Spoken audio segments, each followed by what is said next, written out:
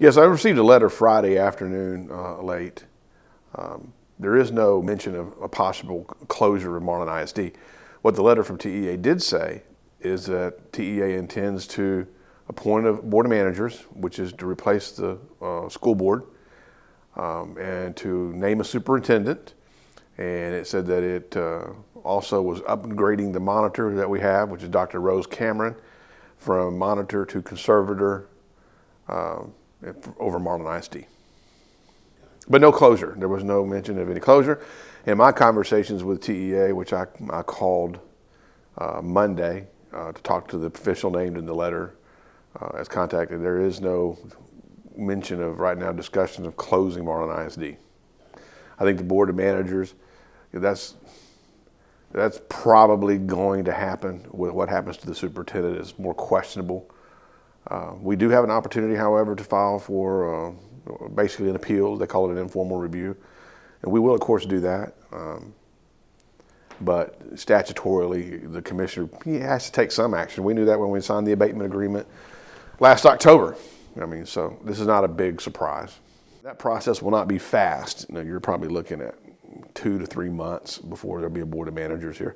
And that board of managers, by the way, will come mostly, probably all maybe, from Marlin ISD. It'll be the same. So, you know, it won't be the same board of trustees that we're used to, but this is a small town. This isn't like shutting down a school in Dallas or shutting down a school in Houston. I mean, who doesn't know everybody in Marlin? So it's not like some strangers are going to come in and run our schools that we don't know. That's why it's hard to understand the state's model. I've been talking to our representative and senator about that. The state's plan for failing schools don't make a lot of sense in small schools and small towns. You know, you're going to get a board of managers who are the same exact people, basically. You know, they're friends and go to church with the ones who are already there. So how does that change anything? No. Marlin ISD, the schools will remain, you know, Marlin High School and what are the other. In fact, I've asked the state to put the other 2 schools back the way they were. You know, Marlin Elementary and Marlin Middle School. That didn't need to happen. I think we need to undo that and go back to what traditional Marlin schools' names are. We signed an agreement. Actually, the school board signed an agreement last October agreeing to that. They agreed to those terms. So Marlin ISD is on the right track now. It's a shame that it wasn't on the right track before. The board of trustees were misled by former administration and a TEA monitor who frankly gave the board some very bad advice.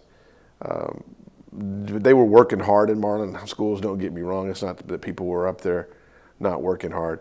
They were working hard on the wrong things. And, you know, when I got here last year, and I guess somewhere in October, if y'all recall me getting booed by saying we've got to improve what we do in the classroom. So one or two things is true. Either all of those scores went up by accident this year, or I was right. It's one of the 2 things. So you know, we started working on the right things last year, and 10 out of 17 tests in grades 3 through 8 had double-digit gains in a single year, up to 64-point gains in 1 year. So that was, you know, pretty phenomenal, and I think it's proof that we're working on the right things. I think Marlin, you know, if we do the right things long enough, but it's going to take time. There was enough damage done due to the bad advice given to the board of trustees and working on the wrong things, that you got kids who are, you know, frankly, they're too far behind, and it's going to take time. They can be caught up, it can be done, but it can't be done overnight. What we have to do is continue working on instruction in the classroom, verifying that kids are learning, and doing something about it when they don't. That previously was not the plan. Well, you know, obviously I had a very short amount of time, starting basically at the end of June of last year, and school starting in August. And also, you know, you're working with somebody else's plan, with somebody, and I hadn't seen instruction here. And so, you know, we started off, you know, behind for sure. And it took me a while, not a long time. Actually, I think by the first board meeting after school had started, I knew exactly what the deal was in Marlin, what was being worked on and what wasn't. And I reported to the board then, you know, in September, that we had a problem, that the information that was contained in those monitor reports was not accurate. Was that enough time? No, of course it's not enough time. But we took what we had, and the principals and the teachers, and we put in a new plan as quickly as possible. We made a lot of changes that people didn't appreciate at the time. And we got some great improvements in a single year. And then the Board of Trustees approved huge pay raises this year, and we were able to attract some really good teachers. A lot of Marlin students who are teachers who are coming back to Marlin, and we need to go out and vote on December 17th to pay for that. That's what that election will be for, is paying for the teacher salaries. But that was one of the problems that we had, is constant teacher turnover and not being able, frankly, to attract the kind of teachers that we wanted, the quality teachers. So now we kept a lot of good teachers, and we got us a lot more good teachers. So we got a lot more to work with this year, and we started on day one of school knowing what the plan was. So did I have enough time last year? I had the time God gave me, and that's it.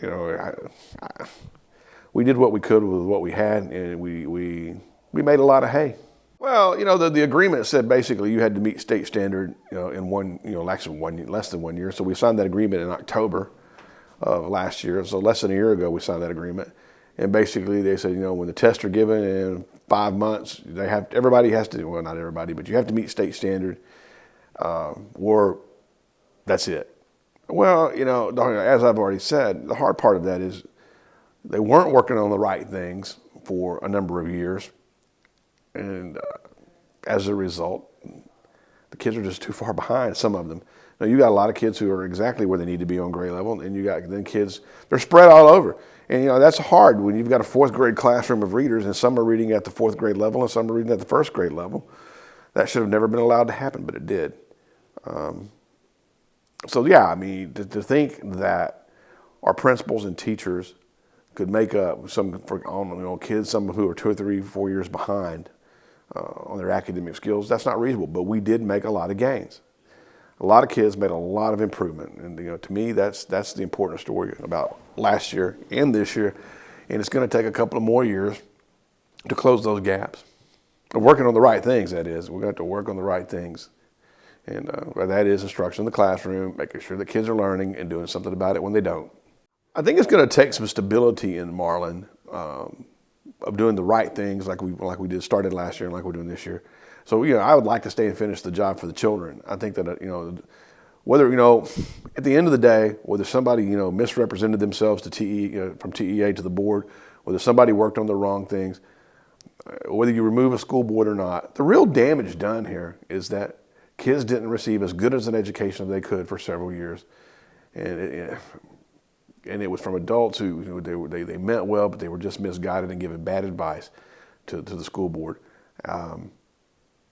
And as a result, I think that I would love to stay and help clean this problem up. We've started that process. We got a lot of good things going on. I think people walking away from Marlin has gotten to be too much of a habit.